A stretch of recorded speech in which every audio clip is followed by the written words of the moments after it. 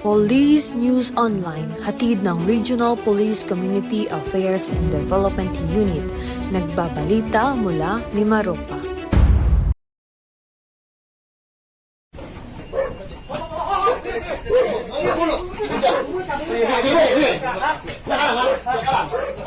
Pahirapan ang pag-aresto sa lalaking ito na naging target ng bypass operation ng City Drug Enforcement Unit at ng Crime Task Force sa Barangay Siksikan, Puerto Princesa City.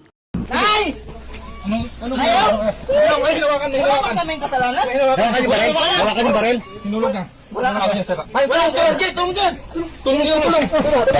Yung baril. Nay! Wala mong kasalanan, sir! Kailangan pa ng 5 operatiba bago tuluyang napusasan si Ryan Laurilla dahil sa nagpupumiglas ito.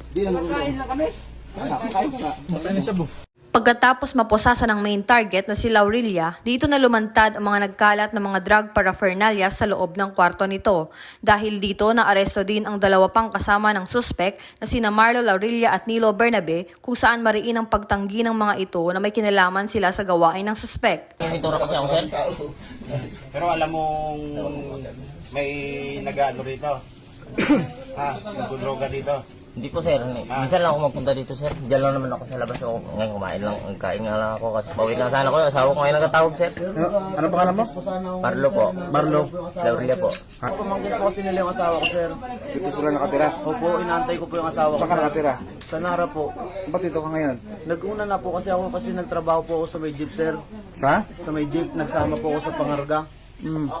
Tapos yung asawa ko po, pinapasunod ko na lang. Pero alam mo yung ginagawa niya? Hindi po, sir. Wala pong alam dyan, sir. Sure ka hindi mo alam? Hindi po.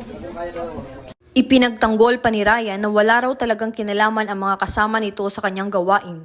Pumunta lamang ang mga ito sa kanyang bahay para kumain. Sir, walang alam yung ano, sir. Walang alam yung mga kasama ko, sir. Ako na yun dyan, sir. Hindi nila alam yan. Mga bata wala yun, sir. Walang alam, bait puro kargado. Hindi, sir. Wala, sir. Kain na kami, sir. Kain ka lang. Kain kami. Sabay pawis mo. Pero sa kabila ng paliwanag ng mga ito sa operatiba, sinama pa rin sila ng PNP dahil naniniwala ang pulisya na may kinalaman ang 2 kasama ng suspect. Sa katunayan pa raw nito, naka-under provision pa si Bernabe sa kaso nito na may kinalaman din sa droga. Na-recover naman ng mga operatiba ang 2 pakete ng pinaghihinala ang shabu, drug paraphernalias at mahigit sa 100 basyo ng bala ng baril sa loob ng kwarto ng suspect. Samantala, kasong paglabag naman sa RA 9165 o Comprehensive Dangerous Drugs Act of 2002 ang kakaharapin ng mga suspect. Mula dito sa Calapan City, Oriental Mindoro, ako ang inyong PNN correspondent, Patrolwoman Mika Luna, alagad ng batas, tagataguyod ng Balitang Pulis.